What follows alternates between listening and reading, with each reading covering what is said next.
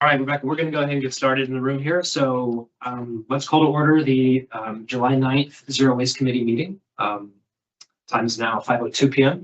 and we're going to go ahead and get started. Let's start with a roll call. We'll go through all the names. So starting with the board members. So Chris Robert, myself, present. Donna Egan, present. Erica Brown. Yes. Yes. Present. Claudia Joseph. Here. Amanda Jo Green. Present. Rebecca Martin. Present. Shabazz Jackson. Here. Chris Hewitt. Here. And Alexandria Wojcik. Also not here. Agency staff, Mark Ryder. Here. And Angelina. She's, yeah, not excused. Tim. Here. And Nancy. Here. And Kevin, also excused. All right, so we have quorum. That's good news. Please rise for the pledge of allegiance. Pledge of allegiance To the flag of the United States of America, and to the republic for which it stands, one nation, under God, indivisible, with liberty and justice.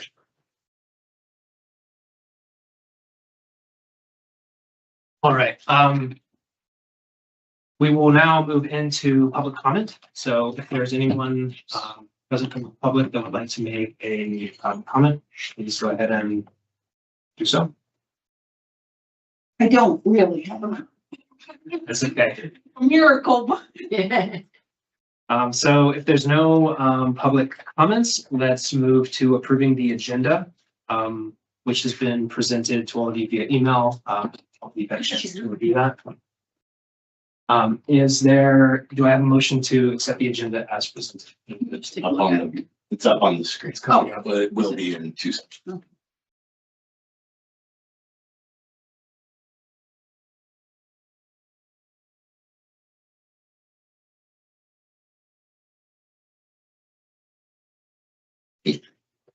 Okay.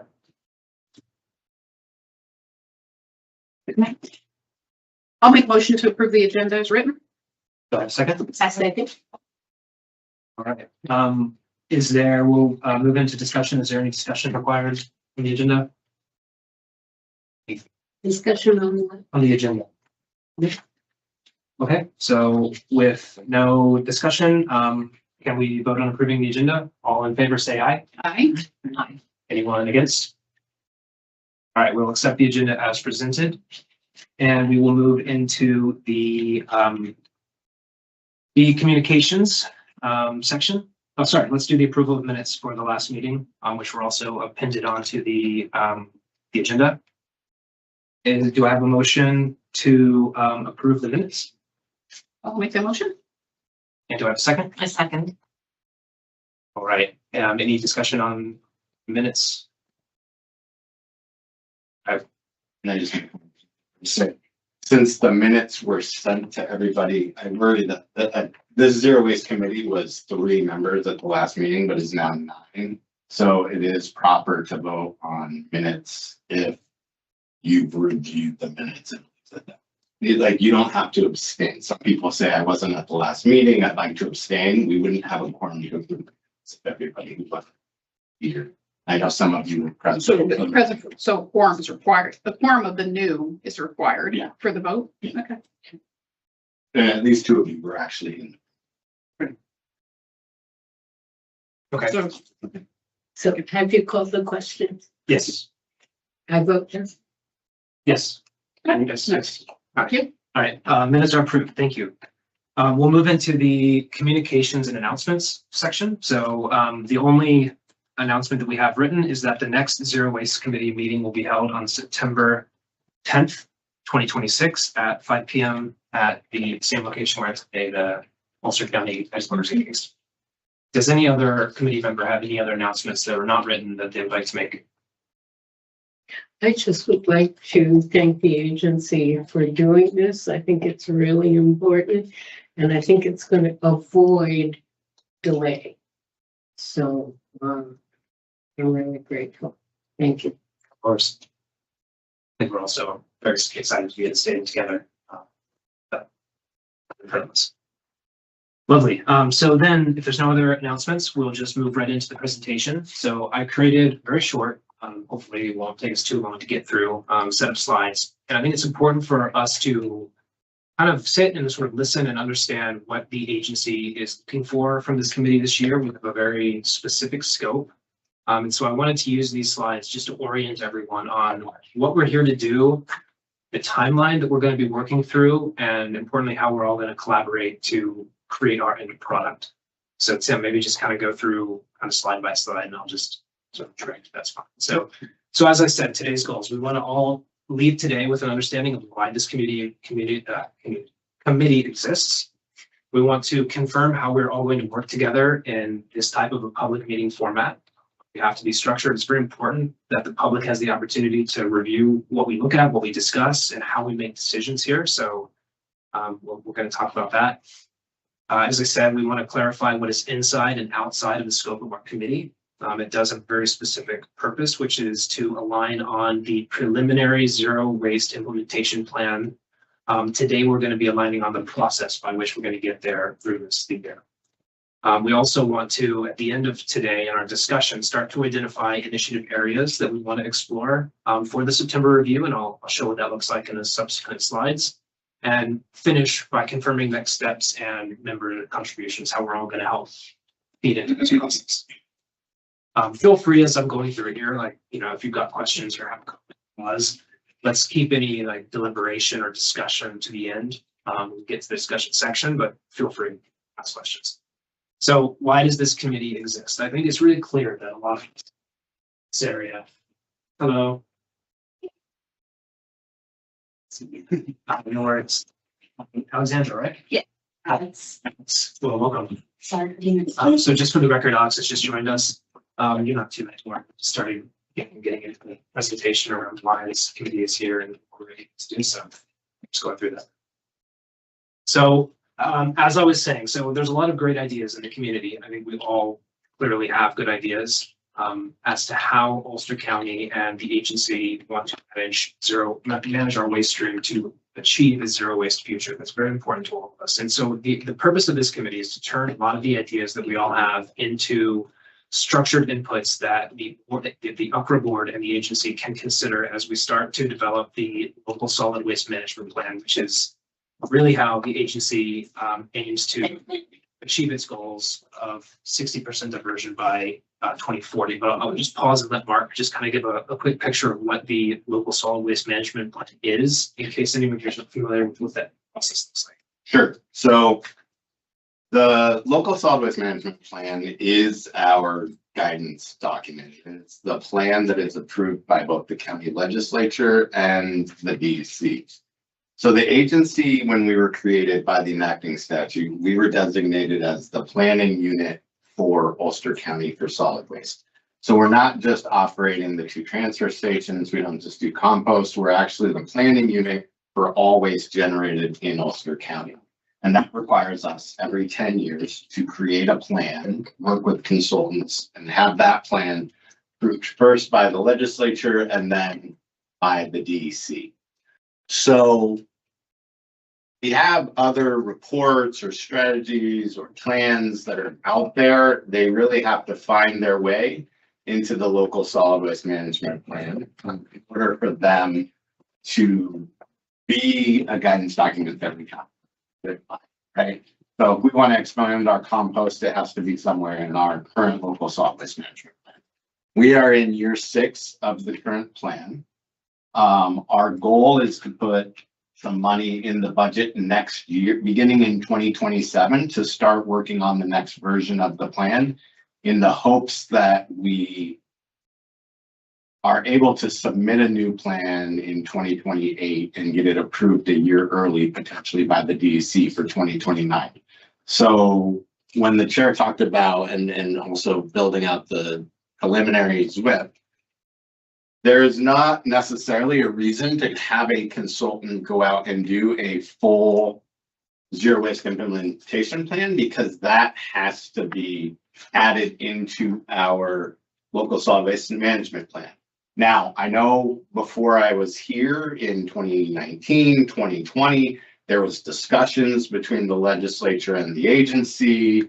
There was a zero waste resolution that had a lot of information in whereases and one small resolved paragraph, right? So in those whereases, it laid out a large vision for solid waste, but the actual enacting portion of the resolution was talking about looking at some, I don't have the wording in front of me, but it was like, we will look at some things. And then there was discussions about when it was time for the legislature to approve the 2020 to 2029 solid waste management plan, that zero waste principles would be added into the local solid waste management.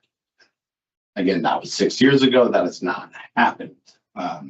And so the goal is basically scrap the current plan a year early, have a consultant be brought on board starting in 27, do a lot of the work late 27 through 28 to implement all of the ideas that are brought from this committee into our actual local solid waste management plan, as opposed to having to.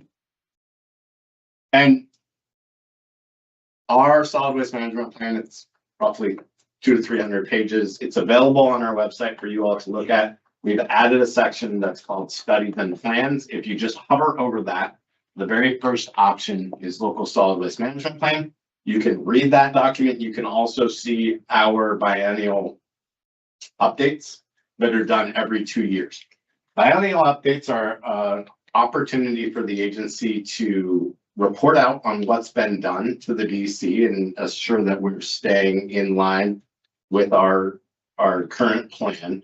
It's also to make incremental changes. We could extend the local solid waste management plan to create it up to a 20-year plan. We have not done that because, again, I think a document created in 2018, 2019, and approved in 2020 is not necessarily where has a lot of ideas that we're following it, but we should be more progress forward thinking in our next version of the plan. I would, instead of just extending the current plan, I would like to, start. Good. I think that is exactly in line with what we want to do with the preliminary zero waste implementation plan. Oh, yes, ma'am. I just want to say, I was on the legislature when that happened, and there was a strong feeling that with regard to waste diversion, the plan really didn't include implementation. It included a lot of information.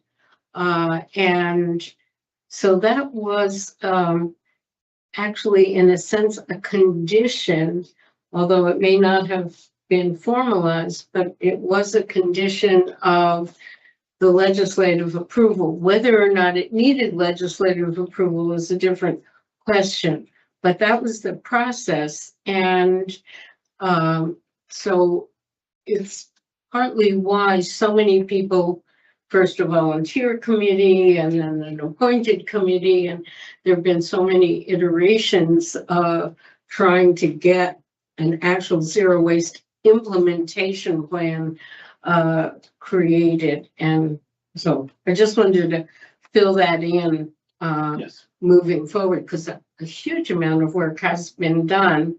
And just for people, for what's current is that the legislature hired MSW Consulting to take all that information and propose a zero waste implementation plan for public comment.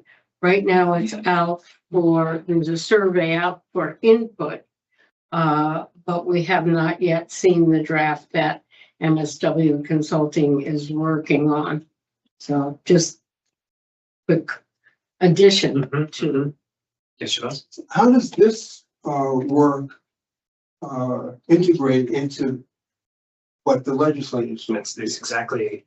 So if I can just sort of continue going through here, because I think that's important. You have a Can I just, one clarification? Yeah. So the document that will come out of MSW Consultants is a zero waste guidance document.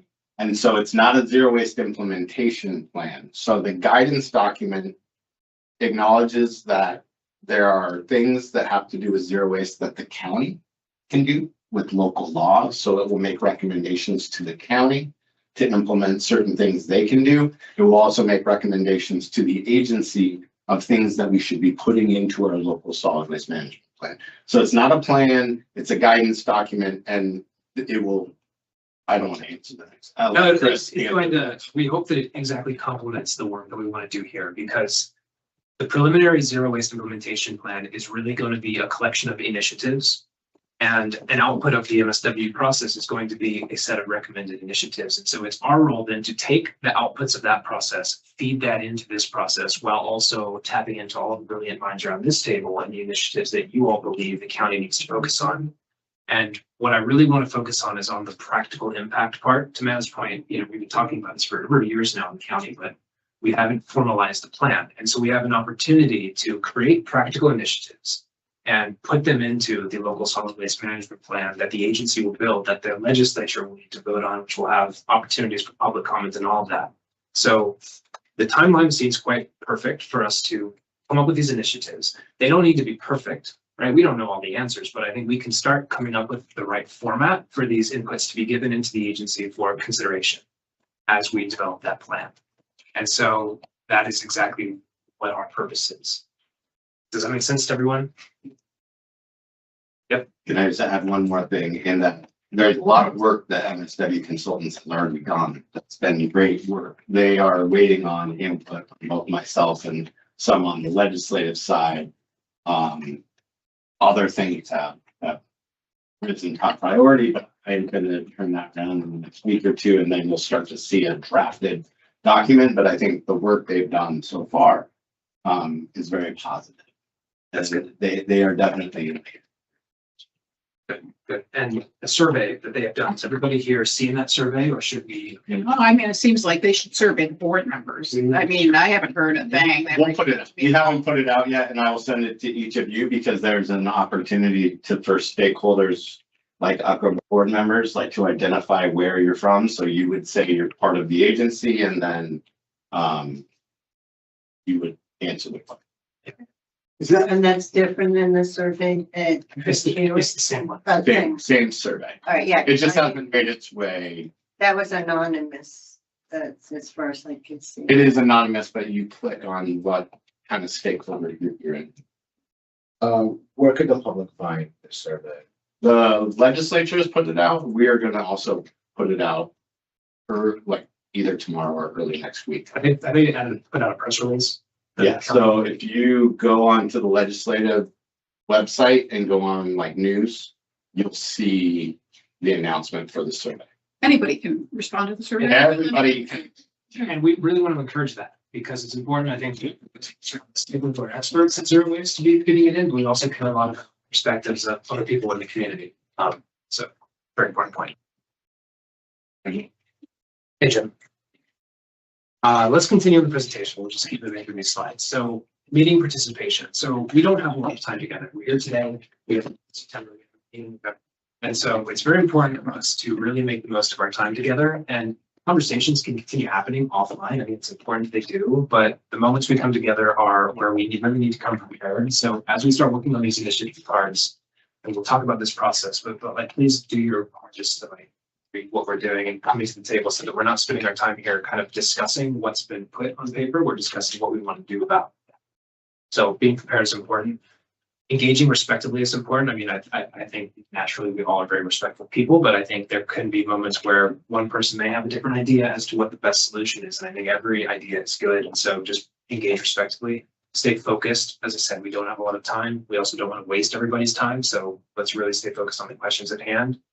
We also all come from different parts of Ulster County, with different constituencies and communities that we represent. And so I would love for everyone to bring their personal perspective, but also the perspective of their constituents and the people they represent, so that we can have the broadest and most equitable set of recommendations. Also, being transparent is important. As we're deliberating topics, if you have some sort of a conflict, if you feel that you might, just abstain from the discussion and conversation and state that that's why you're doing it. And at the bottom, please assume good intent.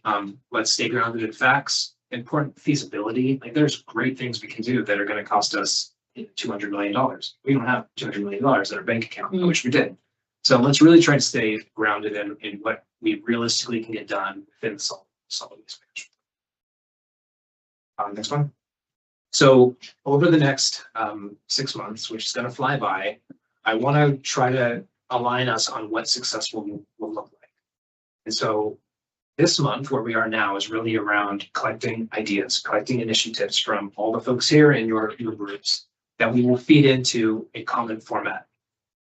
Over the course of August, we want to use our time to continue refining these templates, and we'll share a version of what that looks like, so that we're capturing the ideas and the impact in a consistent format. And then in September, when we come back together, we're going to assess the criteria in which we believe that we want to not vote on, but prioritize different aspects of these initiatives. Because in theory, we could have 50 initiatives, but we can't really focus on 50 things. We need to really prioritize what we do. And so we'll come up together with a model that we can use to be prioritizing these initiatives, making a short list that will eventually be what we recommend in the local solid waste management plan. And then over October, we want to finalize those initiative cards that we agree to prioritize and really start looking at funding mechanisms, policy tools, other groups that we can collaborate with in private sector or public sector to bring these things to life, make them real, because that's what's going to have to be clarified and discussed in the local solid waste management plan. In November, we'll come back together and we will look at what those look like. And hopefully we can at that point vote on the set of prioritized initiatives that we as this committee want to recommend to the board and to the agency. And we'll at that point, finalize stuff. If you go to the next one, I also, we as the committee get to agree on the agendas that we will be discussing. But I wanted to provide a little bit of structure for us to be able to refer to, which is kind of what I was just describing. Like today, this is about orienting ourselves, talking about our goals, our timeline, our priorities. When we get to September, we really need to be effective, productive. And so we want to have already reviewed the initiative inventory, confirm our scoring criteria, agree on how members will continue the process of finalizing those cards, and any information gaps that we don't know and might need to find from other sources or ask the agency if they have any ways to find the information, and then really set a short list timeline. And what I mean by that is if we agree on the criteria for these initiatives, we also need to agree on when we can have it done, because we'll need to score them and consolidate them before November. So when we go into November, ideally we'll have received the sort of scores from all of you all. I'll consolidate that and provide back to everyone and present what our prioritized initiatives are. Then we can discuss which ones we want to include and what the cutoff will be, and then confirm that that is what we want to recommend. We'll vote on that, and ideally sort of direct myself as the chair to finalize the document that we would be submitting them to the board. I'll pause there. Does this timeline make sense? Does anyone have any questions at this point on what the vision is here? Thanks. Let's go to the next one. So I wanted to also be very clear about what is in scope and out of scope for this. So we are a special committee of the UCRRA board. We were set up by the chair of the board to very specifically look at this process. A special committee on the board per our bylaws must be set up for a single year and must end with a specific deliverable that the board needs. And so that is the scope that we're here to do. So we can advise through this process on waste prevention, reuse, recycling, organics ideas. We can think about ways to drive better public education or outreach, how we can be more accessible in the initiatives that UCRRA does, more equitable, address any community concerns, and talk about emerging practices and zero waste opportunities. So we really want to focus on that. What we can't do is very important because we do not have the authority in this committee to do it, is to talk about procurement on contracts or vendor negotiations or vendor selection. That's up to the agency and the board. Can be reviewing confidential personnel documents or legal matters, or none of us here can speak on behalf of UCRRA unless we're authorized by the board chair, and can't direct operations of staff or managing formal agency processes. So we are not part of the UCRRA board. We are representing the board of directors. That's our scope. Next one. So this is really starting to think about the framework that we need to use to evaluate the initiatives that we will develop in this committee. And this isn't a comprehensive list. It could be simpler, it could be longer, but really, what are we trying to solve? What is the solution? What impact will it have on our zero waste ambitions? What will it cost? How will it be funded? Who will implement it? Is it practical, and how will we measure success? So these are some initial criteria that I think, and you know, when we think about an initiative card, each one can answer these 8 things. It doesn't need to be a 50-page document, right? I would love to see just a single page for each initiative that's simple, succinct, and practical. Yes, that's good. I just want to say that's exactly what's needed to address what was missing in the previous planning process. It's exactly the way that I saw it too. There's so much good work and research that has been done in Ulster County that we need to now build upon, and instead of like thinking big, we need to focus. And that's exactly what these initiative cards would get us towards. So next. Next slide. I think that might be, yeah, that might be it. So I'm now going to sort of give Mark the floor to talk about ongoing initiatives that the agency is doing that have to do with zero waste, just so that we all understand exactly what is being worked on, so that we don't recommend similar initiatives as part of like the new structure. I'd rather, you know, collaborate with the ongoing processes. So I'll give it to Mark, but before I do, in our discussion later, what I really want us to focus on are these 3 questions here. So start thinking about that now, like, and we'll sort of go around the table because I want to hear from everybody. What are your like 1 or 2 most important priority areas that you think the Ulster County and the agency and this plan should focus on? So like 1 or 2 things.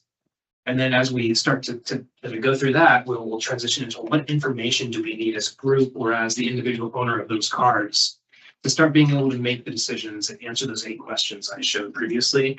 And then we'll end with a discussion on next steps. Like how can we turn the discussion and the initial priorities into a process and with each member of this committee being sort of responsible for the different kinds of initiatives. We'll have a discussion on it. Cool. So with that, Mark. All right, so I'm going to highlight 5 initiatives that the agency is either currently working on or in the planning processes for, and these are all part of the 5-year capital project plan that the board approved a couple years ago, and it will approve again with revisions and recommendations in the upcoming budget. So the first is a compost expansion project.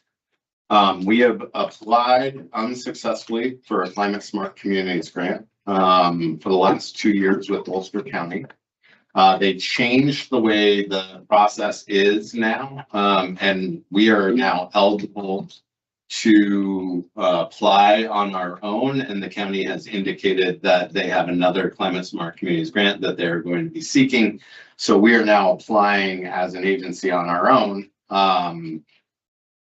for a compost expansion grant, and this will probably be the last time we apply for it. And if we're not successful, we'll have to figure out ways to fund it through agency funds. The idea of this concept is to take the local town transfer stations, the municipal recycling drop centers, and either provide collection or processing capabilities at each of them. There are a couple of other items in that grant application process, but that is the main. So in the previous 2 years, we had basically just said, we're going to provide each of them with compost processing capabilities, and we were going to provide an in-vessel composter called the dumpster to each of the individual town transfer stations.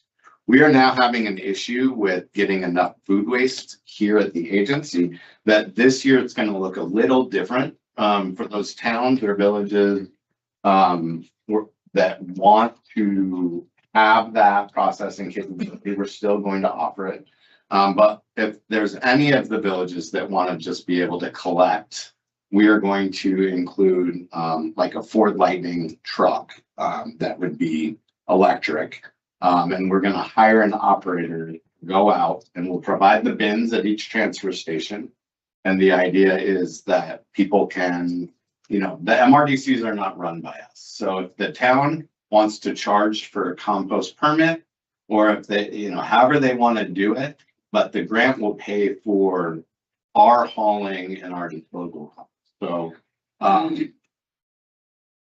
they will collect, we will send somebody out to collect the bins, exchange them for clean bins, and we'll come and we'll just bring the compost here. It's potential that we would work with vendors in that aspect too. Although we've gotten information from our debriefing sessions for each of the last 2 years that they don't want to see us subcontract too much to this grant. So we're trying to pull back on that. That is areas where we got reduction in points. So we're trying to offer this there, acknowledging that there are vendors out there that do this. So we're trying to like figure out where we want to, you know, if it makes sense for certain town transfer stations to have somebody else do it, which currently happens at least 1 or 2 of them now, then we don't want to necessarily pick. But that's the idea. So both processing at certain sites where especially like it's not going to make sense for Hardenberg to be a collection site for us and us to go all the way out to Hardenberg to collect the amount of food waste that they're going to produce in a given. So that's where we're at. Like I said, we're going to go one more round on the grant. And if we don't get it this year, we're going to have to start to budget ways that we can help the towns out and provide these resources through agency fees. Mark, just to do a quick pause, I see Rebecca. Rebecca, you've got your hand raised. Do you have a question or a point you wanted to make? You're on mute. Yes, Mark, I didn't hear. Who is discouraging UCRRA to work with outside vendors? Did I hear you say that? The DEC and their, so each of the last 2 times we've not received this grant, we've had debriefing sessions. And that portion of the grant was, we were reduced points for trying to do too much content. For the grant, for the Yeah. Climate Smart grant? For the Climate Smart Communities grant. Okay, thanks. Anybody have any questions on that project? I just want to say, I think there's a lot more to say about this, and not right now because you want to get through your presentation, but I think this is a critical element of waste diversion that needs time to process. And in that, so we've gotten permit capacity to do up to 7,500 tons here at the agency. We know that we can do 10,000 tons here at the agency. So at some point, we'll go back and try to get a modification to get up to that. The problem is right now we're on pace. So each of the last 2 years, we've collected about 5,000 tons of food waste here at the agency.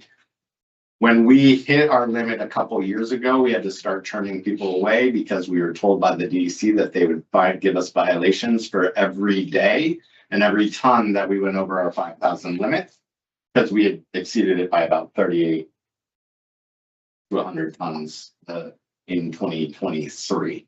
And we had already had the modification in, but it was a slow process. Partially, the CLCPA had just recently passed and the DEC didn't have the muscle memory to go through the CLCPA process in a quick manner. I think that, you know, a new modification would be much more swift, but we have to prove we need it. And right now we can't prove that because we're receiving about 2,500. Like if our pace for this year continues, we'll have about 2,500 tons of food waste that we've collected, not 5,000. Because we turned, again, our biggest customer away. They went and found a farm to just donate the food as animal feed. Great, as far as like what a lot of people think of as the wasted food hierarchy. Animal feed is higher than composting. So good in that aspect, bad for the agency as far as making compost, which is why in April, I suspended bulk compost sales because we ran out. And I've asked the agency board to constrict, you know, what is permitted to be taken out by day. So now we're only selling 5 tons per load and 10 tons per day for each customer, because we had some landscaping companies coming in, taking a lot of compost, but a lot of it had to do the fact that our food waste is so that's that project. We also have the Repower project, which is the reuse pathway for zero waste and economic resilience. came out of the study done by the county legislature in 2022 for a reuse innovation center. And then some conversations with the UCRRA reform committee that added to that, which was to do a spoken hub system. So the idea here is to provide each of the town transfer stations with Tioli sheds, take it or leave it sheds, and they would collect reusable items at the town transfer station. There will be a hub that is going to be operated by Big Reuse, who applied through an RFP process. They operate a couple of reuse centers down in Brooklyn and in the city. And they would manage the hub. They would go out. The Tioli sheds would operate two ways, right? They're take it or leave it. So people leave reusables, they could take them. If something sits in the shed too long, Big Reuse will go out, get the items, bring them back to the hub. So hopefully they can be distributed. Some of it will be wholesale to other thrift stores like People's Place, Habitat for Humanity, and some of it will be sold to customers. The focus is also on the built environment, so construction and demolition debris will be a bigger focus. We anticipate being able to divert 5% of the construction and demolition debris once things like a county ordinance on deconstruction versus demolition happens.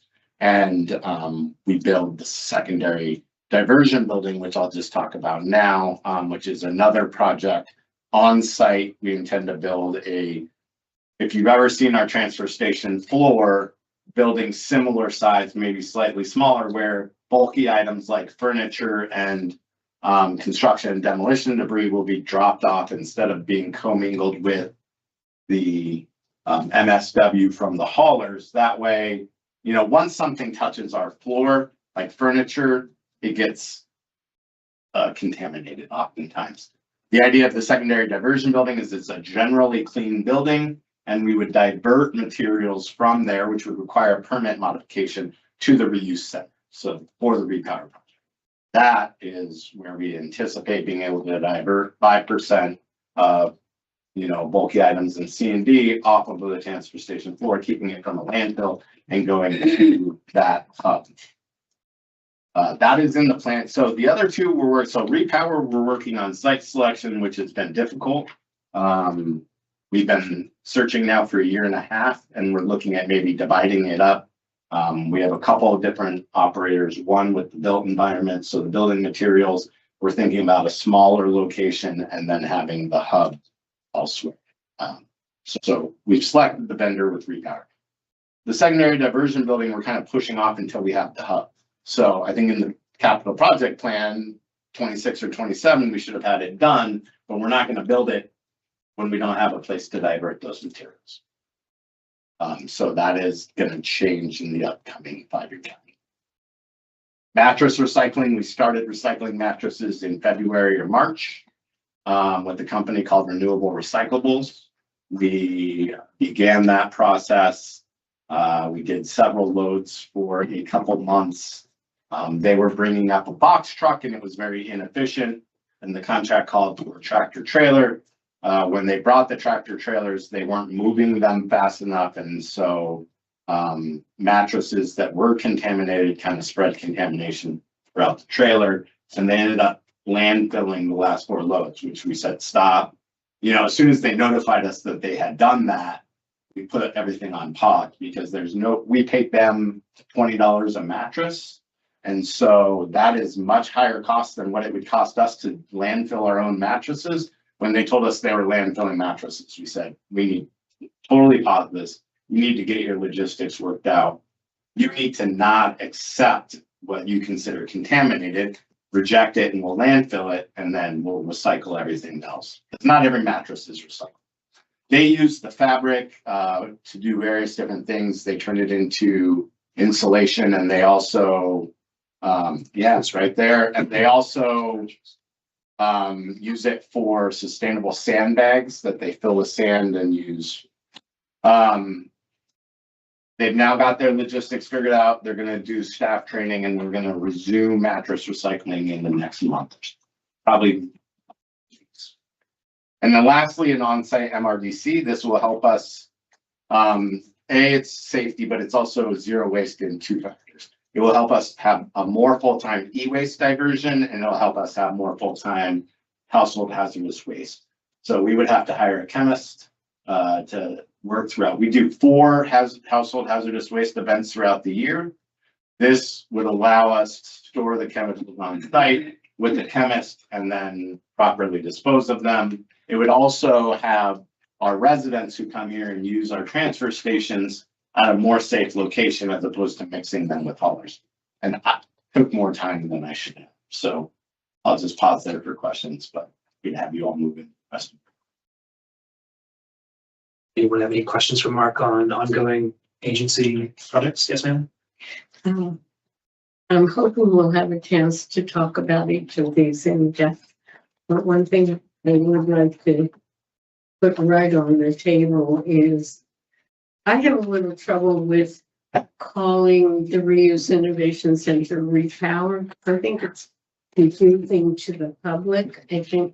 I understand that it is, you know, you're using each of the letters of the program, but the main thing I want to say is that when a location is found and what I will still call the Reuse Innovation Center is fully developed and opened, I hope we will honor John Wackman by naming it after him. Just putting that on the table. That will eventually be a board decision, but I think it's been, it's been discussed in the past. I think it would be a nice way to honor someone who started Bearcat a lot of this work. I'm wondering how we're pursuing food waste at this point. Yeah, so I had a director's meeting a couple weeks ago to kind of walk through that process, and we started to develop some ideas. I think we will eventually see an increase as the state's laws rack it down. Because right now they're 2 tons. Well, I think this year they actually started at 1 ton, but eventually it will get down to the level of where the county's law is now, which is 1/2 ton, and they've expanded. So businesses in the proximity, which was expanded this year, that then generate 1/2 ton or more will be required because of our presence to bring and other, those facilities presence, they will be required to compost because of that. And we're pretty well covered in that we have a place in Plattekill, a place out in the Rochester area-ish, and then we have us here. And as we expand processing capabilities at additional sites like the town transfer station, that will again think of concentric circles. So the state law that's out there says that if you're within a certain amount of miles radius from a processing site, you have to compost if you're within that limit. And is there enforcement on that law right now? Yeah, so enforcement's not strong. Part of the things with the county, when we were applying with the county, we talked about the agency taking over enforcement. Right now, the law says that the Department of the Environment, which is like a 5, member department that really doesn't have any other enforcement duties, so they don't have a compliance officer. They're responsible for education and compliance. And so the Department of Health will sometimes, pass out the information, and the Department of the Environment composes the list of those who are supposed to enforce it. But we were not designated as the enforcement agency when the law was written. The law was written in a way that the executive would determine that, and the executive at that time determines that. And Okay. they have a list of large generators. Is that, We work with them to refine the list, so there is coordination with us. but no one calls them to see if they want to jump? They receive letters, but again, they Phone calls a lot better than a yeah, letter. I agree. But again, I think it's part of the bandwidth and it's not our enforcement. responsibility. But you're getting hurt because you're not getting the income from the compost. I agree, but so the law doesn't require them to come, so a lot of them are compliant.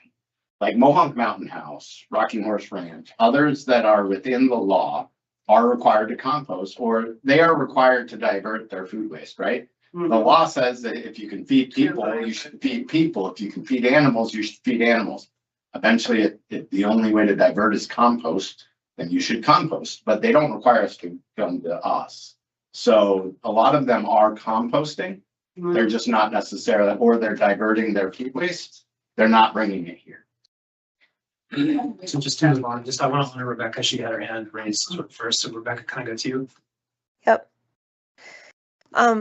2 questions. Mark, so we're talking about food waste, but I'm not hearing yard waste unless something is breaking up. Is UCRRA also collecting yard We do. waste in order to create compost of both things? We do. We do You about do? we do a little over 5,000 tons of yard waste each year. Okay. And just another question, which is, so what you just outlined are the priorities, and I know we're looking through the lens of zero waste here, but I'm not hearing how do all of these items fit into the thinking of, with the potential closure of Seneca Meadows and the global NRG project. So those are, how does that all fit into these priorities? I'm not sure if that question is clear. I guess I'm just I'm not sure how all of these pieces are fitting into the grander vision of what we're actually trying to accomplish to keep our waste from being shipped off to Seneca Meadows or some faraway place, and how the global NRG proposal is fitting into all of these really positive initiatives. Yeah, so from the beginning, we've said that the global NRG project is the the disposal option of last resort. So we've committed, I know we've held off on formally committing to the zero waste hierarchy, but when we work through it, and I just want to just really quickly clarify, these are not necessarily priorities. I think it will be the work of it. These are projects that are currently underway, at least in a planning stage, or so I don't want you to think these are like the 5 priorities of the agency. They're projects that we're working on. Some are fuller along on implementation. So I guess you could call them what we are, like the priorities we are working on, but they're 5 projects. I think a lot of the work of this committee in an advisory role will help us identify priorities towards zero waste. We will work through the zero waste hierarchy, and as we do that, if we can divert waste through source separation, we will. And the global energy project will collect anything that cannot be diverted higher up on the zero waste hierarchy. So if that means that source separation gets our 100,000 tons of MSW, which is all global energy deals with, down to 80,000 tons, 60,000 tons, we will look elsewhere to meet our contract demands. Waste is regional. It doesn't stop at a geographic border necessarily. So if we're expanding food waste collection, if we are getting reusables out of the waste composition of MSW, and we're doing other things that this committee identifies to really lower the amount of MSW that goes to global energy, all that means is we need to call up Sullivan County, Greene County, Dutchess County, Orange County, counties that I meet with on a monthly basis anyway. And we need to say, would you be willing to contribute some of your waste to this project? And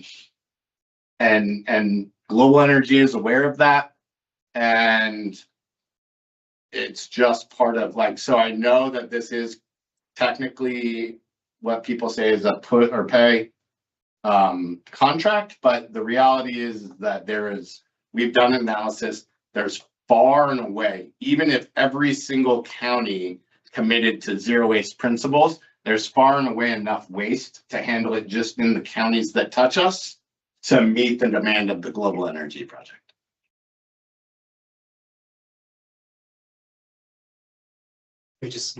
Yeah, I had a quick input on, actually, it was what you had said about the food waste. And when we put that law together, we sat here with UCRRA.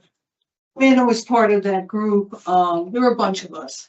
And one of the things that was obvious to us at the time was that the enforcement is important. And it really seems like it should be done by the by the health department, because they're in these food producing areas. They're in there making inspections, giving out permits, dealing with violations. And it seemed to make sense that that would be like so easy, like show us what you do with your food waste. Oh, check that box. Okay, you're good. Yeah. So I just give that as that was part of the initial thought that would be and I know no one wants to take on extra job. It just seems kind of foolish to put it back on UCRRA when your staff is limited and you don't have people going into these businesses all the time. So We, in the grant though, we are adding wasted food compliance / education officer, which would help with some of the compliance if we were to get the grant. I was in the executive's office at the time that the decision was made. As a deputy county executive, when the decision was made who would be the person, and it's funny how things go like this, because the former director of this agency is now at the health department and I'm here. But at that time, I oversaw the health department and the Department of the Environment, and the health department commissioner at the time was adamant that this was not work. And this was kind of during COVID or like just post COVID. So they were adamant that they could not take on these additional responsibilities, even though a lot of the restaurants they are already in. And the agency at the time was adamant they couldn't handle it. So the executive decided that like the least squeaky wheel, which was the Department of the Environment, would take on enforcement. I think if we are successful in this grant, we would take on, we would negotiate through the county contract to take on. I hear what you're saying. Like in some ways, it doesn't make sense, but our goal is that waste gets diverted. It like as a business perspective, it would be great if it came here, but if it doesn't make sense to come here, then also we understand that there are other vendors out there that can take it. So our goal will be to have these businesses in compliance. Our secondary goal is if it makes sense to have it come here and it meets the waste hierarchy, then it would come here. But if it makes sense for it to go to Rochester or Plattekill or even like elsewhere, then that would happen too. Yeah, I'm not sure when we're gonna have a chance to have focused conversations on each of this, because a long time in August, but the reason I put my hand up is that I'm skeptical of surrounding communities giving us waste when we need it to make a put or pay agreement versus whatever other arrangements they have. I've heard you say this several times, and I just want to question it. You're in direct communication, but when it comes to meeting a put or pay agreement, unless there's a regional plan, I'm a little skeptical of other municipalities giving us waste when we need it to meet a contract with someone else who's developing the system that global energy has proposed. So I just want to raise that caution. That's great, but it seems out of scope for we have a half hour left. And so I think we should focus on, One question about the Ford Lightning. Food waste heavy, is that enough? For one You would person? say, Okay, yeah, it's like, God. We'll just give Rebecca one more comment and then let's move to the next phase of this. Thanks. discussion. Mark, what has UCRRA done with the concept of pay as you throw? Yeah, so, we are in some essence pay as you throw. We have not done a lot, and part of that is that we don't control the transfer stations and how they work, and that is one way that it would do, and we also don't control the haulers. Now, we've discussed that potentially through regulations, and maybe even, like, this is vision, so this has not been like approved by the board level and all of that, but also potentially having franchise zones with the haulers. So break up the county into like 9 or 10 franchise zones that they would bid on, the haulers would bid on, and there would be a requirement that they would charge a pay as you throw, or at the very least, start with a smaller container and then get charged more if people want bigger containers, and then not charge for food waste, not charge for recycling. Have an all-in price based off of just the size container that they would have. But I think there's questions on whether we really want to get into private businesses. I believe we can regulate, but that is a discussion that will have to be had with the board. That would really be, other than we have a scale and people pay the amount that they, when they bring it here, they pay a set amount based on the tonnage. That's all that there is right now. And the only other way we could control it is through regulations. And I think there's an open question about whether we would want to get into that. And I think that's a good segue into the discussion section. So Tim, if you can throw up that slide again, because I think, like, you know, as you throw, save as you throw, like, that's a great concept. And it's a great idea for an initiative card, because that's where we want to start funneling what we as this committee, or what individuals here who've got a lot of subject matter expertise in that topic, can contribute to what they believe is the right thing for Ulster County, for then Mark and the agency to review and consider as we build that plan. So we only have 30 more minutes to get through these three sort of sections, and I want to give everybody time to speak. So in the first sort of priority areas, I'm just going to sort of go around the circle, and I really just want to hear from each of you. And what are the 1 to 2 aspects of waste management, or of the getting to zero waste that you believe are the most urgent for Ulster County to focus on? I know that's a big question. There's a lot that can go into it. So just give us your top line. And I think as you do that, I want to start to understand, like, what everybody's sort of experience that you want to bring. And that will help us focus on what initiative cards should be owned as we get into that phase of the process. So if that's okay, just maybe introduce yourself and sort of explain, where do you come from? What do you think, you know, you believe that Ulster County should be focused on? So I will just quickly, if it's okay, Amanda, I need to put you on the spot. You're right next to me. But I feel like you've got Right here. got it now. Write it down. Put me on the spot. Where are you ready to? For me, the two most important things are reuse and composting. Because I think there's really great opportunity. And my background is that I was the recycling coordinator for 10 years, so I'm deeply invested in UCRRA succeeding. And I think there is more opportunity to work with the Department of Health, because they license all of the haulers in Ulster County. I also think there's a lot of opportunity to do more education about food waste composting and other compostables. And I've mentioned this before, that I think the chamber, whether they want to or not, I think it would be very valuable for the county to have them create a composting expo.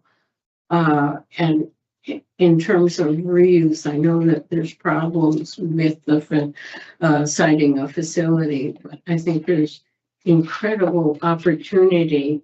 And I just want to stress the hub and spoke system can work for all of those. And it's a question of working with the municipalities and getting them on board. And it's great that Alex is here from the Supervisors Association. Thank you. Donna. So I'm going to skip the things we're already working on, although they are very, very much top priority. So I would say my top 3 or 4 things to work on are tires, C&D, textiles, and perhaps scrap metal. Couple things. Awesome. I'm Alex from the Village of New Paltz and the Mayors and Supervisors Association. So some notes I came in with that I feel reinforced so far.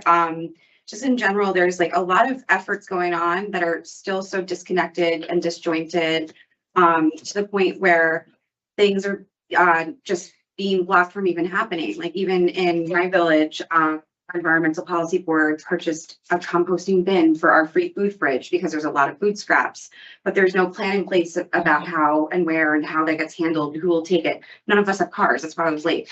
My partner drove me. So like all these different disconnections, like, and I hope maybe that can be a way I can jump in here and help kind of connect all the different efforts and identify any of those more local level, village hall level, Main Street level issues. Another thing is I know just having worked through my first budget as mayor, just looking at the amount of overtime, just one little village pays for just handling waste on Main Street on Saturday mornings. And I was like, whoa. So like multiply that by each municipality. And I just see a lot of opportunities in that kind of chaos somehow. And that's why you don't see, recycling bins, composting bins, reuse bins in the Main Street scapes, where we have a lot of tourist traffic in each of our towns. And then the next thing is textiles is huge. So I ran this year's SUNY New Paltz campus clean out because I was an avid dumpster diver throughout my college days. So let's just cut the diving into the dumpster thing. And it was insanely chaotic because it was just like I never saw so many clothes in my life. It was way more than we were prepared for. And it was just like mountains and mountains and mountains. And it wasn't even like our best effort. It was just like we slapped some signs up, had some bins, and trucks rolled up and we were sorting at Village Hall. Like imagine if we were actually organized, what we could do. Thank you, Alex. Yeah, that's amazing. That's so needed. And dependably happens every year. Yeah, it's Exactly. Yeah. Oh, one more Exactly. thing. I connected with these environmental law interns just on a bunch of different things, and they were excited when I mentioned I was coming to this meeting and all that from the Earth Law Center. And so they have some just like intern power that are like interested in zero waste stuff so that we as a county can help achieve like green amendment goals and stuff. So any way I can help connect with those folks or report back to them and get some memos or something from lawyer perspectives from a pro bono way, like let's use them. Awesome. Thank you. So I'm Claudia Joseph, and I, of course, love compost and everything related to that. But I also like systems study. And what I'm seeing is that there's fragmented leadership where it's not clear who's responsible for what, and that impedes our progress quite a bit. So I don't know if there's anything to do about that, the way the people, the different bodies interlock, but it feels dysfunctional a little bit. I have to say, as an outsider coming in, it feels difficult. So that's one thing. And then I really would like more information on the budget, since we're supposed to be practical. I could say, oh, I want to pull all the redeemable bottles out of the glass stream, but is it worth it? I don't know. I don't have any idea about that. Well, that's I think exactly what, the agency staff will be able to help us with. So as these initiatives come together, we might think they're brilliant, but then the ROI, or the cost of doing it is not going to, work in some cases. In other cases, it might be brilliant. It would make a huge ROI. It's like asking college kids to give us their clothes at the end of the semester. Like it's pretty easy. Yeah, because they're going to throw them away. Exactly. That's happened too.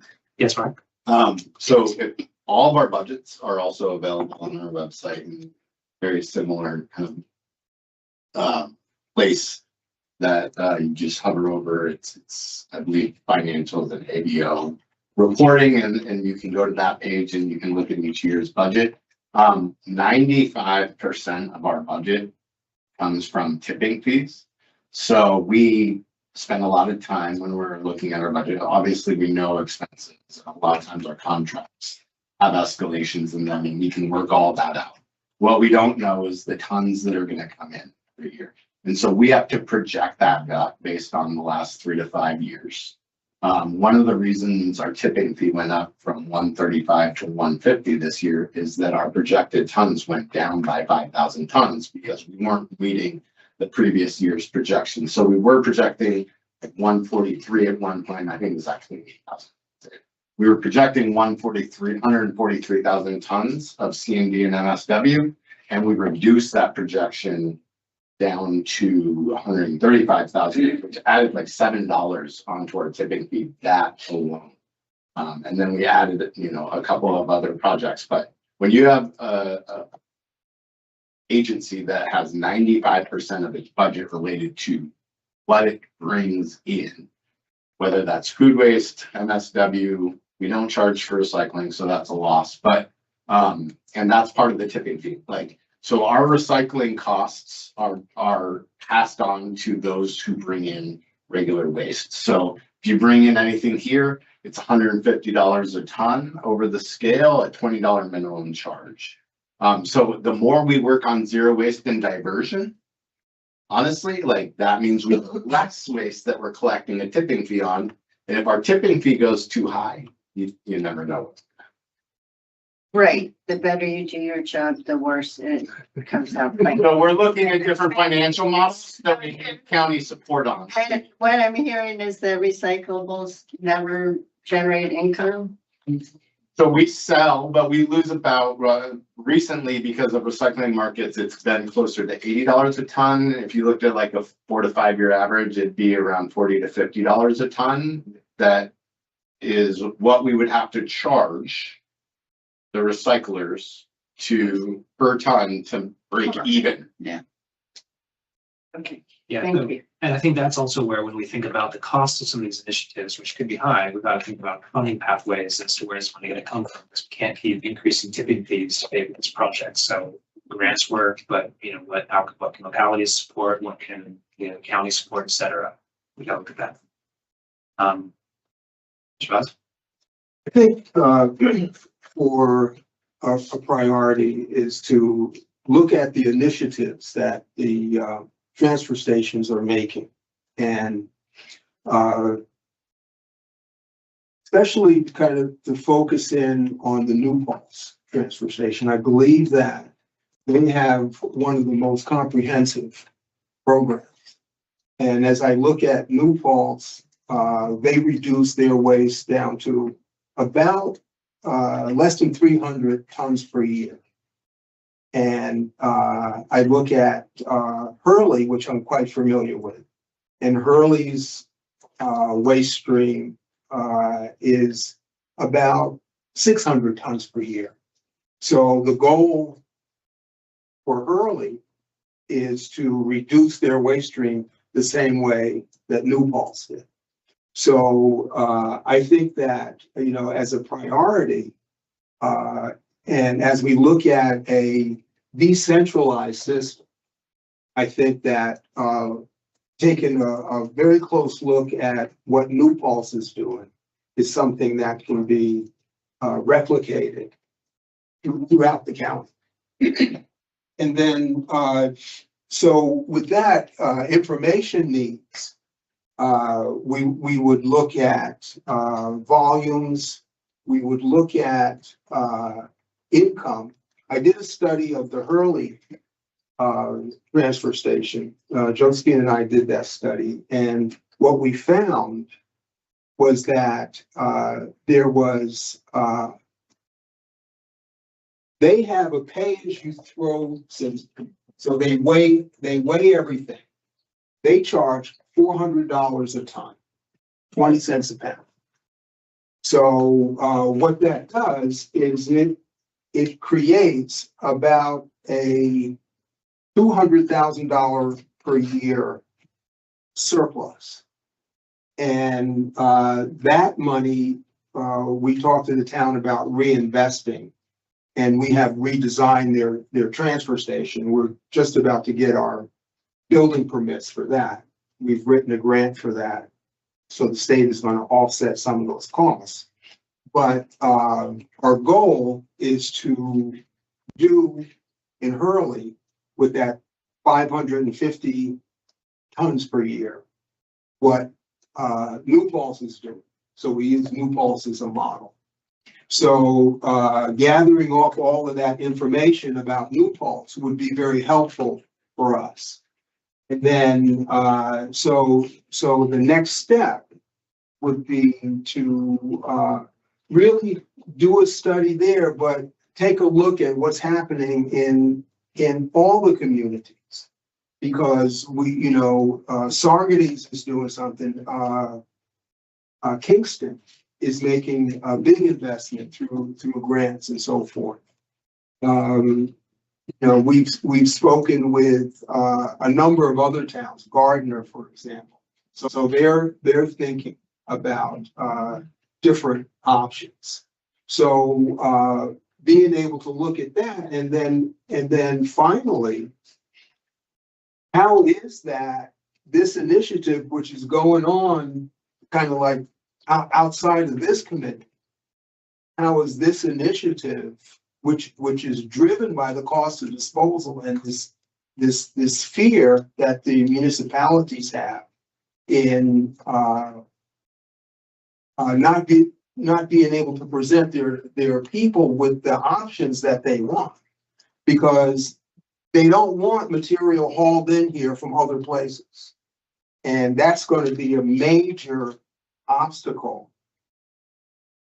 And they want to have all of the options.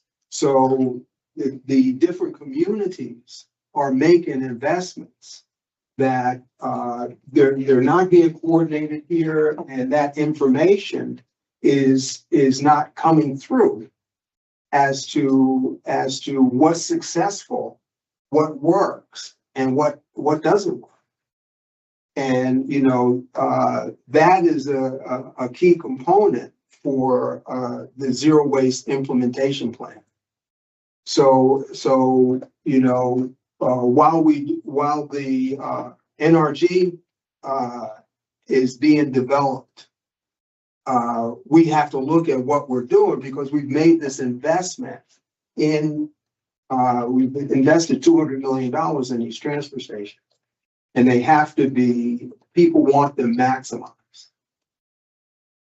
It's a huge priority, and I think you're right. We set on a very valuable asset in this community, which is the MRDCs. And I'm actually, it's a question I have as well. Like, do we, as the agency, have an audit or an understanding of different initiatives that each of the MRDCs is doing? Yes, we do. About that? But we don't, I can speak, Yeah. we don't drive, we don't Yeah. require or drive them. And, I've been a big advocate of trying to get everybody together to share knowledge, because some are more progressive than others, right? And so we need to bring along some of the ones that aren't quite so progressive.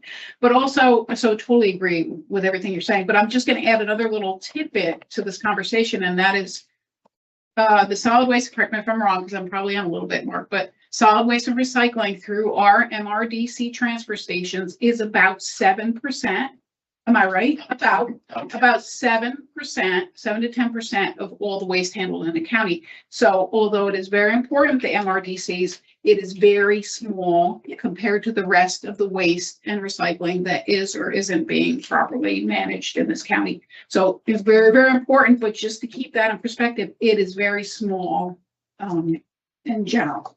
And actually I said 10, but you're right. So 7% of the total waste, which the 135,000 tons, they do about 10,000 tons. And that includes the city of Kingston, who has curbside hauling. They make up the bulk of that. It's probably 6,000 of that 10,000 tons. It's 10% of MSW. It's 7% of MSW and C&D. The reason I say 10, because really the MRDCs aren't supposed to handle construction, that they are meant to be recycling centers, but they're also meant to be residential drop centers. And so they should be accepting MSW essentially, and they can take incidental C&D. But they would, the DEC would require different permits than they have in order for them to actually say, we accept C&D or we accept commercial waste. They would have to have an indoor space. There's other things like that. But I do, you know, the two, and we have all that information. We do an annual recycling report that the town transfer stations report to us. And it doesn't just include recycling, it's MSW. So we have those numbers and we can look at providing those to this committee if that's helpful. We also have, because we haul for the, you know, all the town transfer stations except for two, even the two that we have, we know how much they bring in.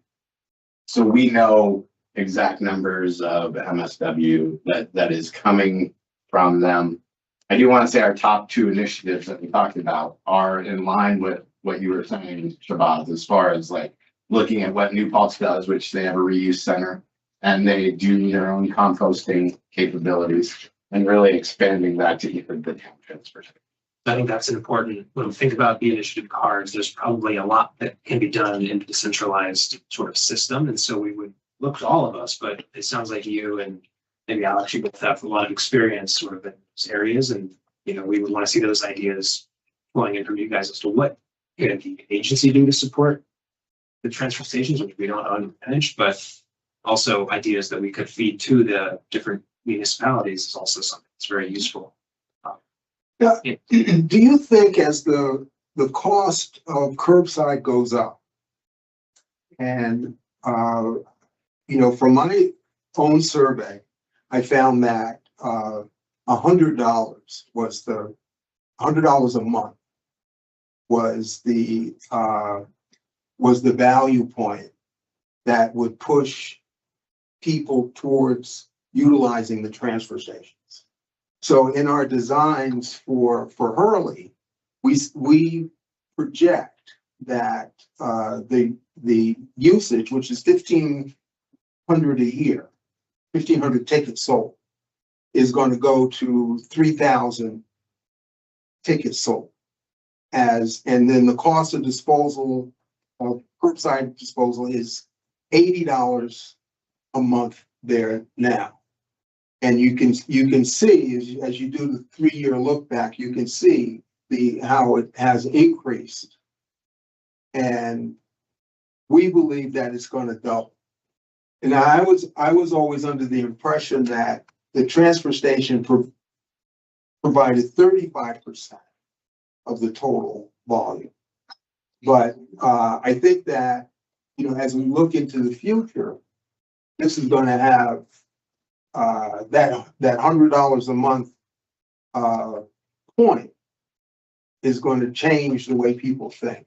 Yeah, I think that makes a lot of sense. I'll say that that's why the board in the last 2 years budgets, at least last year, but I think the last 2 years, we've separated out the cost from the municipal, so the town transfer stations. They get charged $135 per ton and the haulers get charged $150. So we are trying to have some play in that by pushing people. And as we work with the towns to increase their offerings, I believe that you're right, more people will go to the town transfer stations. And we just did 5-year contracts for all of the town transfer stations for our hauling.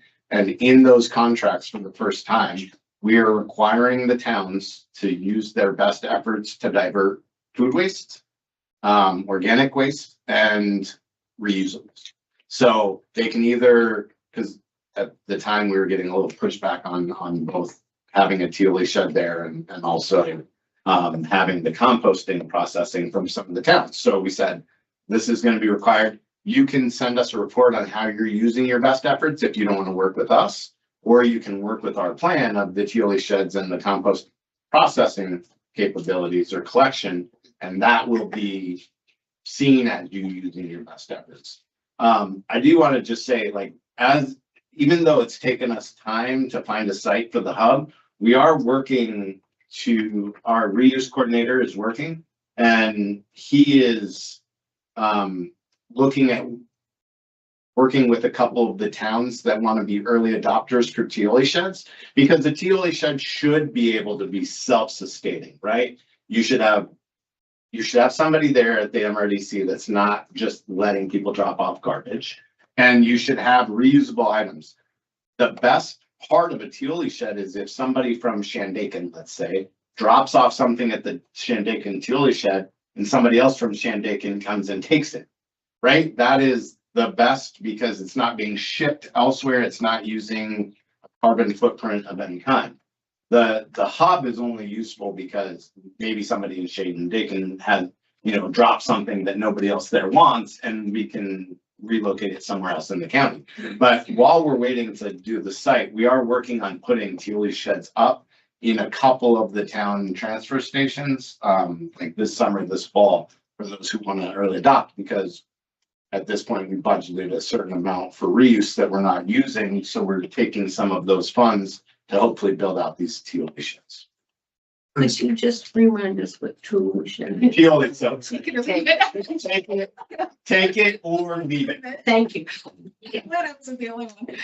In the spirit, Sorry, I thought I said that at the beginning, but no, it's fine. In the spirit of time, though, we've got still have 2 more members that I'd like to hear from, and then we need to just rapidly wrap up because the next meeting needs to start at 6:30, so we don't have a ton of time. So Rebecca, you're next on the screen. If you could just share with us what your sort of background is and what you think the priorities are.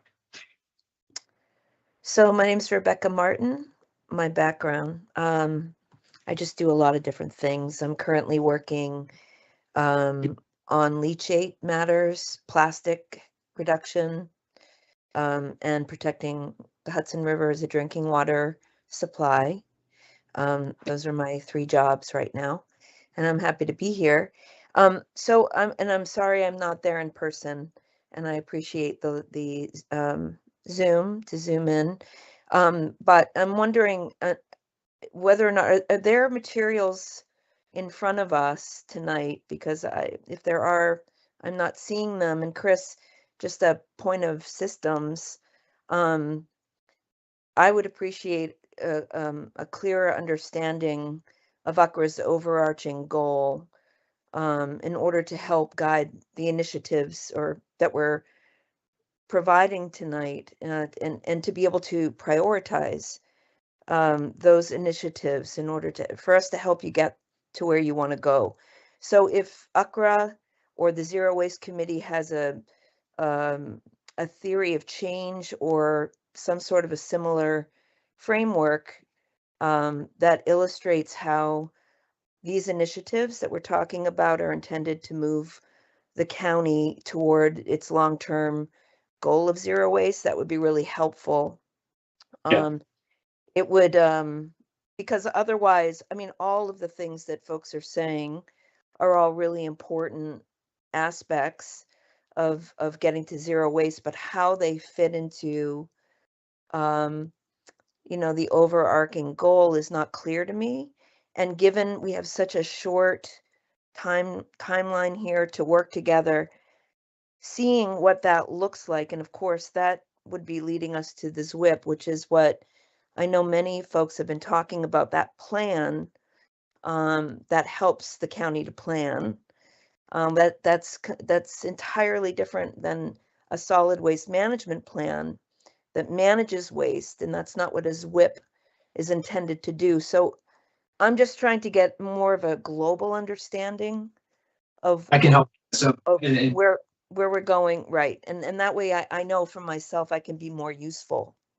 yeah, that's super important, and apologies if that was not clear at the beginning. And so, Mark, I'll let you speak for the agency's goals, but I think specifically we have diversion goals that we want to achieve, which is 30% diversion from our waste stream from landfills by 2030, 60% by 2040, and 90% by 2050.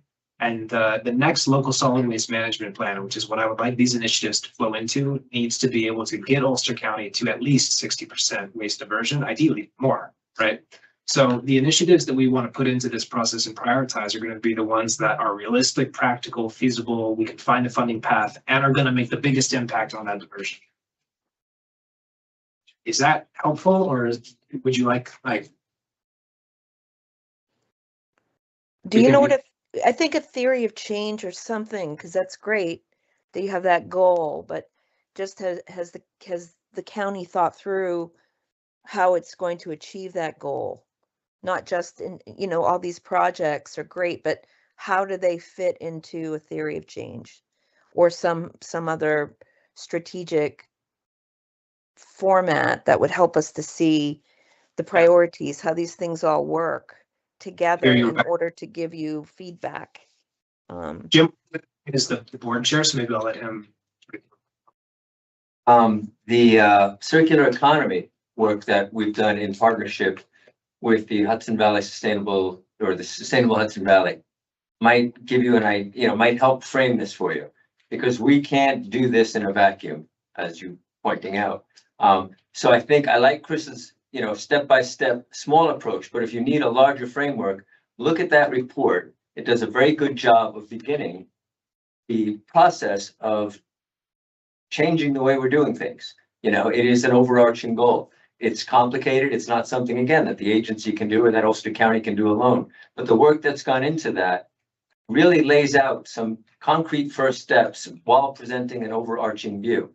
And I would encourage everybody on the committee, if you haven't seen it, we can provide that document. It is a good arch over what we're doing. Here, we're very ground level, but there's also an overarching vision that we're trying to incorporate with not only Ulster County, but the state and frankly, the nation. It's something we have to do.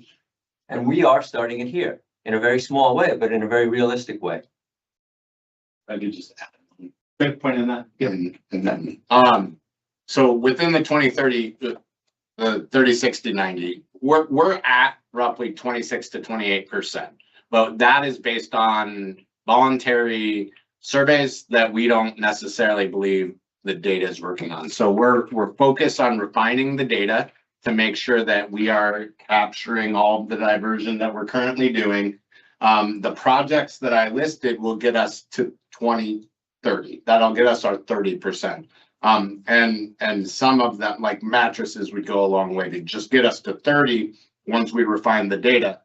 Expanding compost, so meeting the county executive's executive order 1 of diverting 100% of organic waste by 2030, that would get us a portion of the way to the 60%, along with 5% reusables and some other initiatives that we intend to come out of this plan or this committee with.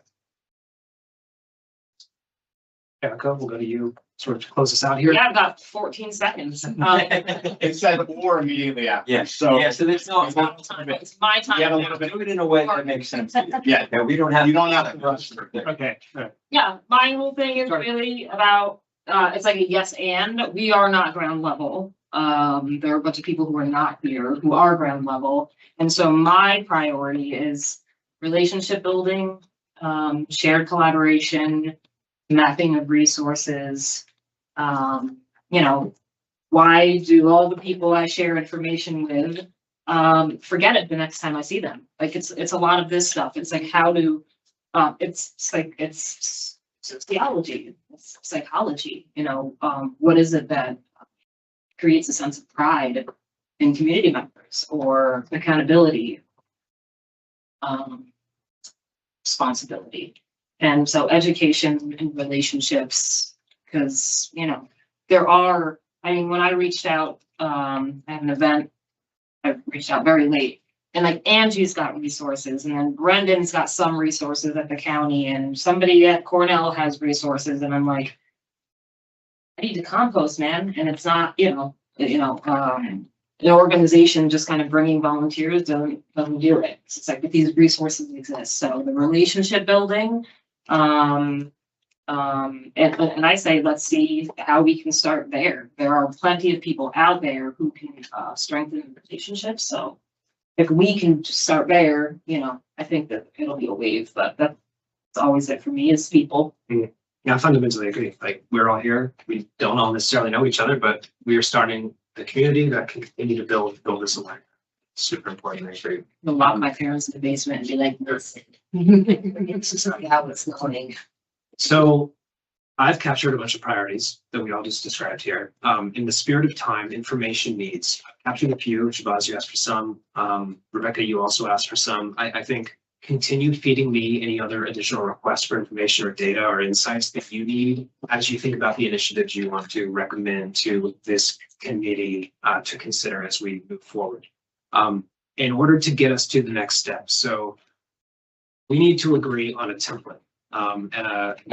I gave 8 sort of ideas of information that each initiative that we recommend should contain. So we can use that as a starting point. I'm happy to share a draft document with everyone, sort of next week or so that has that, and you can come back to me with builds on it or adds or things you think are unnecessary. We want it to be succinct and short enough that it's not crazy, but also comprehensive enough that the agency understands what the initiative is and the value that it can create. So if everyone's okay with that, I would suggest a motion that the Zero Waste Committee accept the working plan as it's been presented today, and the evaluation framework, which is here, and to direct the chair, myself, to develop the initiative card that has the different fields that we need. And then I would share that out with everyone as the next step for any additional feedback. And then we'll just start creating the cards. And sharing them back with me, and we can continue working on that way. And then my goal would be for September to have the giant catalog of cards available for us to then review as a team. And they'll be open. So, Shabazz, if you generate a card, we'll put that into a shared location that everyone can see it. It's super important. So maybe 2 people have the same idea, we'll consolidate and you can collaborate on that idea. I'm thinking that's an effective way for us to collaborate offline to get us to September. If anyone has any sort of dramatic ideas or thinks I'm crazy, yes, ma'am. I want to know when we're going to have a chance to focus on the various topics. I understand about the online system, but I think there's a qualitative difference between trying to work on ideas online versus focusing on compost or C&D or whatever the various topics. And I'm a little bit concerned that this timeline, I don't know where It's a good point. in the timeline we have that up. We don't have a lot of time. I think that's the problem. Like, I would love to, have a collection of initiative cards by category. So we have 8 composting ideas as an example. And we, in theory, could have a working group session focusing on compost and then going through the cards. And the same for C&D, and the same for textiles. But given we're, way through the year and this committee will end at the end of the year, we need to be as efficient as we can. Yes. Did I see in your notes that we're not supposed to talk amongst Well, no. ourselves outside of the meeting? We can all talk to each other. It's absolutely fine. It's committee deliberation all together on an email chain, going back and forth on substantive topics. We can't do because But we can discuss that. exactly. And I would love to see that. So if you guys want to combine efforts on compost and tech, like that to me is a great way for this committee to continue sort of informal working groups focusing on certain areas. And it's also when, if there were emails that it included the full board, that was the issue. This is an advisory committee with the majority non-board members, so there's a little bit more leeway as far as that. But yes, it is kind of best practice to not be doing deliberation, on one side of the pub. I would like to make a recommendation that we have on the topics that everybody thought were most important, that we created an opportunity in this, what seems to me very spaced out. We're not working weekly, we're working every other monthly. In a way that doesn't violate any, public comment laws or. Well, perhaps that's what we do. I mean, I can consolidate these initiatives into sort of the buckets that we believe are important, and then everyone can self-assign themselves to a different bucket. And then perhaps sort of through the rest of July and August, that's when sort of those groups can come together on sort of their own schedule to come up with the initiatives. And then in September, eventually even each working group can present to the rest of us the initiatives within that portfolio. Do you think that would work? I love that idea, and if there is not a person to move things forward, things tend to not always move forward. So each person should be signed an initiative. Yeah, If they want to work on Yep. it, but I think that's what Chris set up here. And so, man, to answer your question, the September meeting is when the committee comes back together and really like workshops each of the initiative cards and prioritizes Yep. them. So the way he set it up, like what you're looking for, I get that that's 2 months away, but there would be work being done by the committee on those initiative cards in the meantime. And then the next time the group gets back, the committee gets back together, really focusing on each initiative. I think that what could potentially be missing is a deadline for us to give our information to add to these cards, where then maybe the next step is, all right, here's what you've come up with, you know, here are the people in charge of this bucket. Mhm. Move it forward, you know, go ahead and meet if you would like to, however that works, but there's nothing necessarily, yeah, and willy-nilly can sometimes help things to fall. Yeah, and I think I understand. if you create the card, consider yourself like the owner of that card. And if you and somebody else create, I mean, that's the same thing, you're just combining forces on that card. It's not the same as a conversation. We'll have that in September. I think that's the important moment. So if we have 5 composting cards, we'll come to the September meeting and we'll talk about each of the 5.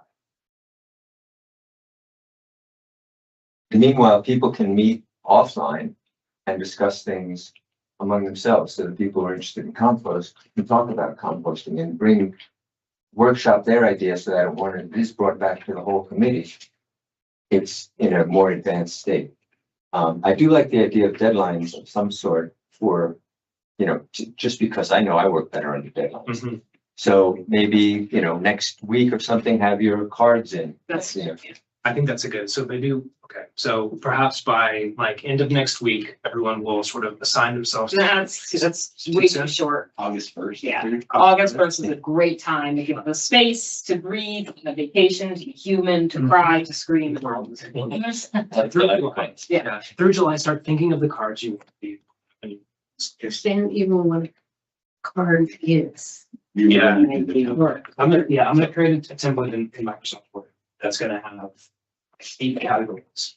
First category will be what is the initiative? What is the, so if collection of compost at the MRDCs, for example, an initiative, or collecting of textiles at college campuses is an initiative, that would be what the initiative is. And then, what is the, what is the impact of that? Removing textiles from the waste stream. What is the cost of that? Et cetera, like sort of these topics here. And if we can answer these questions and in a concise format, then we can come together in September and review the collection of them.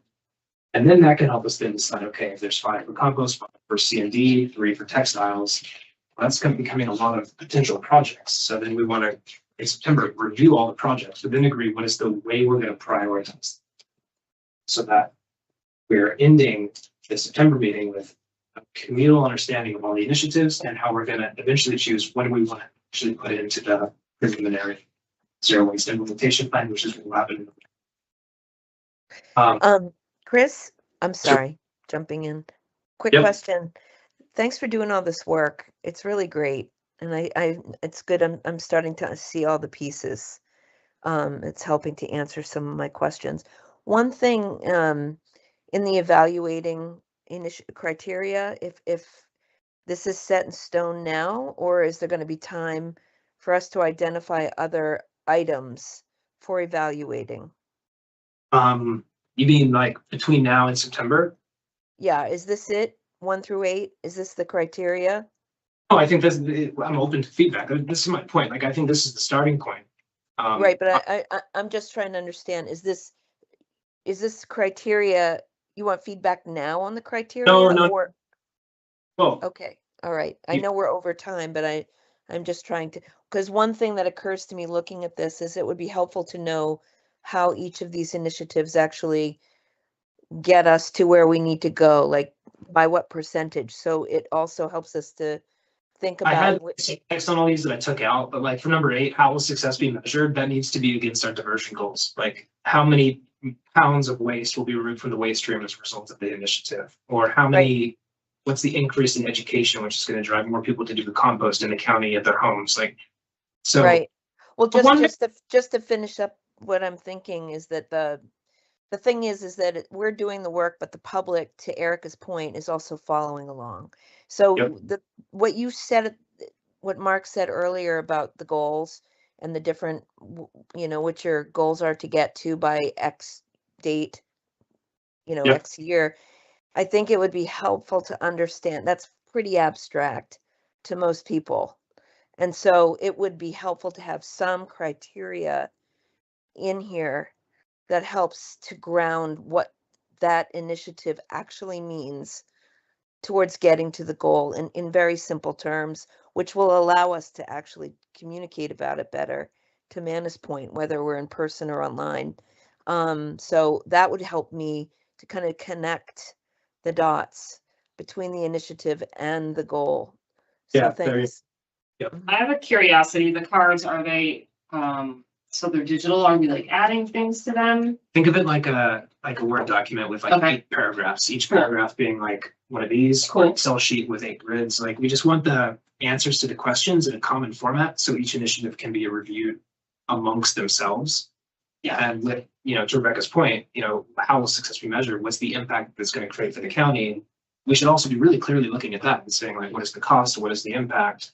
So something I think that could be helpful between now and September, and of course the conversations are going to happen, is if some folks who might have answers to some of the questions we come up with, or who might be able to clarify what maybe we come up with, is also taking a look at the document Yep. and adding to it. I don't know who that person would be. But I think that would help to resolve some of what Rebecca is, Yeah. That is Curious such a about- great, excellent idea. You mean folks who might not, Be on the Even- committee. yeah, I mean, folks in the community. In other words, I think that's a great idea. If we could do that and there's time for it, I think it would make it, it would get people engaged and having some ownership to it. And I think that work at the beginning, at the start, goes a long way overall. So, I mean, I would be happy to help with that, Yeah. working with someone. Please do. And I think your point around like validating the numbers is really key. And we would look to the experts in the room, it really is Mark and the team. If, we can't direct staff, we can ask for help. And if they have the time and the ability and the desire to help us, and Rebecca, like if we know experts as well, exterior of the agency that can help validate these things, that's fine. Yep. So the ground is on the next steps. I will share a recap email to everyone sort of explaining this. And if you have like challenges to the way the process should work, that's fine. Figure that out. But I really want to send out the template of what this card looks like so everybody can see it, look at it, and understand what we're looking for. And if we can work towards an August 1st deadline of having the initial cards generated, they do not need to be finished. You can leave 5 of the fields blank. If you don't know them yet, that's fine. It's just getting the things out there onto paper by August 1st. And then once we have everything out there, I can organize them. And then maybe that's when we can set up some informal working groups where there can be a discussion, not part of the official committee, but in August happening amongst ourselves about those things to really get those cards to a good place by our September 10th meeting. And then we'll take it from there. Does that sound okay? Those can be virtual.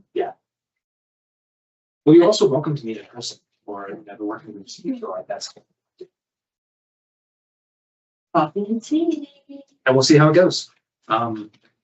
So I guess in closing, I think I'm clear on the next steps. We'll see how it goes. It's a new process for everyone. I think it's an exciting opportunity, and let's make it work. We all have the shared ambition of creating a zero waste future that can be a role model, I think, for other counties and areas to observe what we're doing in Ulster County. It's very exciting. So thank you, everyone. And with that in mind, I guess, is there a motion to adjourn? I'll make a motion to adjourn. And do we have a second? What's that? Thank you. Let's go to vote. Everybody, ready to end the meeting? 8, All in favor? all in favor? Anybody opposed?